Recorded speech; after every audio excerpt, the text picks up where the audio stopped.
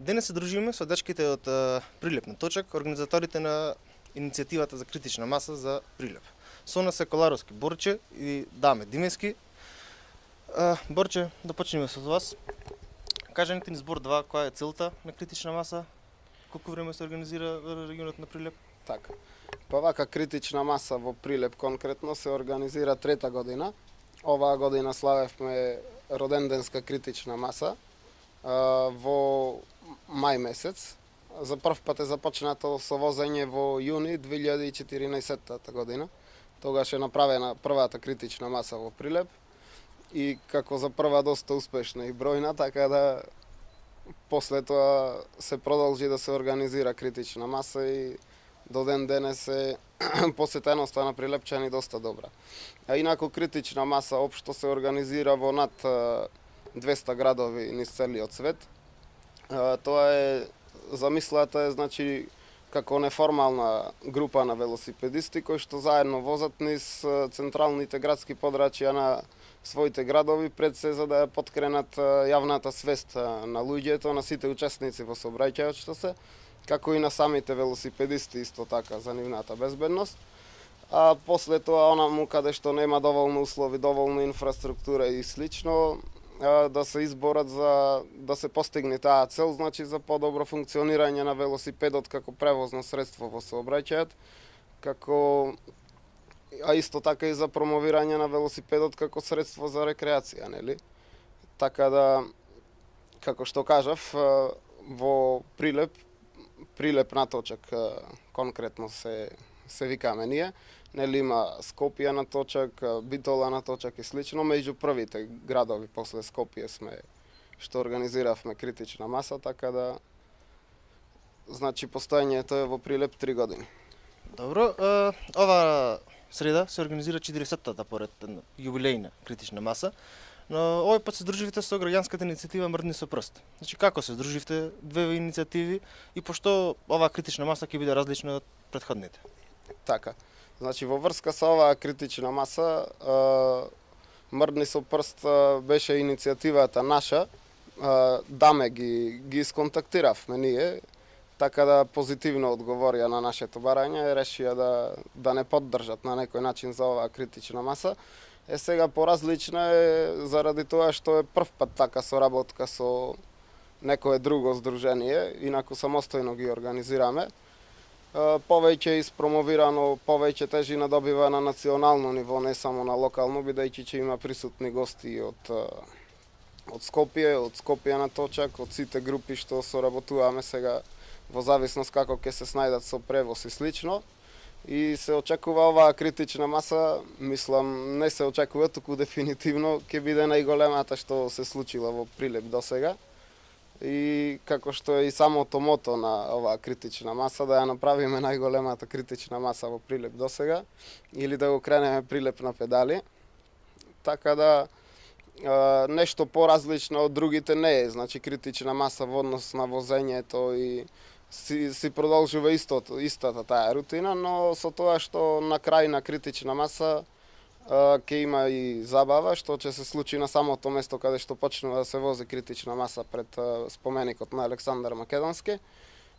Ни доаѓа од Скопје DJ Гоце Сав, а исто така целиот настан ќе го покрие Марко Новески или Марко Дај побрзе, како што е попознат, така да очекуваме доста луѓе што не се вклучиле досега во возењето, да се вклучат токму сега да видат како е да се извози една критична маса и пред се да се дружиме сите заедно. И после тоа и за време на возењето и така. Одлично. Даме, да ве прашам, инфраструктурата за велосипед во Прилеп не е на некоја сјајно ниво. Дали вие како неформална организација превземате некои иницијативи, давате предлози и дали имате, што е најбитно, соработка од институциите во врска со ова прашање? Па, како што кажа самиот, инфраструктурата во Прилеп, велосипедската инфраструктура во Прилеп е на едно незавидно ниво. Така да Прилеп на Точак дава своји иницијативи до локалните власти, дека имаме потреба, заради зголемениот број на велосипедисти во градот, имаме потреба од нова инфраструктура и од постојната инфраструктура што ја имаме да се сервисира на еден начин, да се соодветно да се означи и за условите на велосипедистите и за и самите да се чувствуваат безбедно. Со тоа што со тоа фактички ќе ги подобриме условите за велосипедистите, за покомотно да се движат по прилепските улици. Дали има место каде што слободно може да се движат велосипедистите во Прилеп? За сега на неколку места во градов можеме да речеме дека да, може да се движат велосипедистите слободно. Таму каде што велосипедските патеки се заградени со бетонски ступчина, каде што автомобилите немаат пристап. Сега тука настанува друга борба со пешаците, али мислам дека самите пешаци се далеку посвесни отколку автомобилистите, така да таа битка мислам дека ќе заврши за скоро. Дали каква е свеста ке возачите на автомобили? Со оглед на тоа што бидејќи немаме каде да се движиме со велосипеди, возиме по улиците. Фактички се сметаме едни со други. Да, точно е тоа. Значи кога почнавме Прилеп да ја организираме критичната маса во Прилеп, свеста на корисниците на автомобилот беше поинаква отколку сега. Можеме слободно да кажеме дека прилепчани ја имаат подкренато свеста за учеството на велосипедот како транспортно средство и како учесник во сообраќајот. Фактички одиме напред. Тоа е тоа. Одлично. Дали имате да им порачате нешто на нашите читатели?